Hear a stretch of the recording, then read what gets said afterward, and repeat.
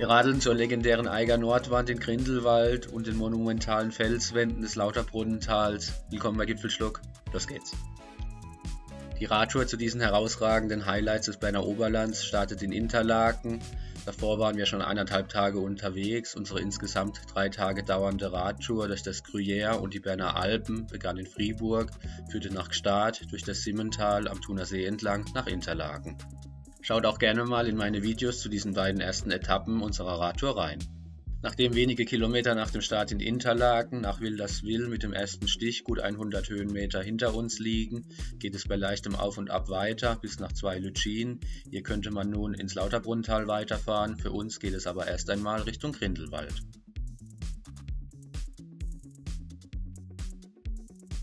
Auf den 12 Kilometern zwischen Zwei-Lütschinen und Grindelwald warten insgesamt gut 400 Höhenmeter auf uns. Diese sind recht ungleichmäßig verteilt, sodass im Mittelteil eine Rampe von gut 1,5 Kilometer Länge wartet, die komplett Steigungsprozente im zweistelligen Bereich aufweist, im Maximum bis zu 14%.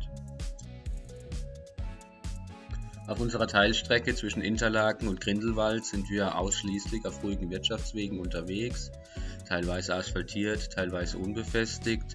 Auf die genannte Steilstrecke folgt ein interessanter Wegabschnitt direkt am Fluss entlang, ein schmaler, welliger Weg, der für uns jede Menge Spaß bedeutet.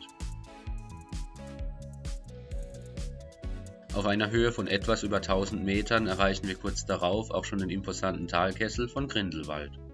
Während sich die Eiger Nordwand in großen Teilen hinter Wolken verbirgt, wird die Szenerie beherrscht von der Felswand des Mettenberg, südöstlich vom Ort, dahinter auch in den Wolken das Schreckhorn, nördlichster 4000er Europas. Die Fortsetzung unserer Radtour über die empfehlenswerte autofreie Passstraße Große Scheideck nach Meiringen hinüber war schneebedingt im Mai leider noch nicht möglich. Auf der Karte sehen wir die von uns geradelte Route von Grindelwald übers Lauterbrunnental zurück nach Interlaken. So oder so ist es auf jeden Fall empfehlenswert, in der beeindruckenden Szenerie Grindelwalds für eine Nacht das Zelt aufzuschlagen. Empfehlenswerter Campingplatz, Gletscherdorf, einwandfrei.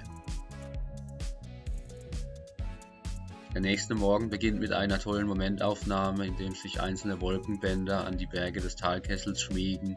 Dazu außerdem natürlich herausragend der freie Blick auf den Eiger. Zügig geht es nun auf unserer Rollercoaster-Strecke am Fluss entlang und der Steilstrecke hinunter nach Zwei-Lütschinen, wo wir anstatt nach Interlaken zurückzuradeln, dem Weg ins Lauterbrunnental folgen. Von Zwei-Lütschinen geht es nun entlang des Flusslaufs der Weißen Lütschine, gut 5 Kilometer bei 150 Höhenmetern, nach Lauterbrunnen.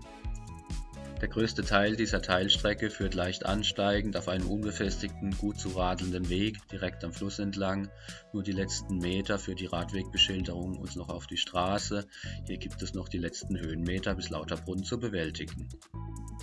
Direkt am Ortseingang wartet ein Wegweiser mit den zahlreichen Umstiegoptionen zu den Skiorten Mürren oder Wengen, aber auch mit der Zahnradbahn zu Kleinen Scheideck und dem Jungfraujoch hinauf. Nach dem Ort Lauterbrunnen tauchen wir nun ein in die faszinierende und beeindruckende Szenerie des Lauterbrunnentals, steil aufragende Felswände und zahlreiche Wasserfälle, einwandfrei. Wir radeln nun weiter bis zu den Trümmelbachfällen.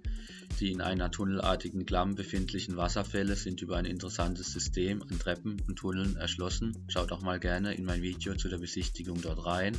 Am höchsten Punkt des Tunnelsystems gab es den heutigen Gipfelschluck, 12 Jahre Glenlivet, zum Wohl.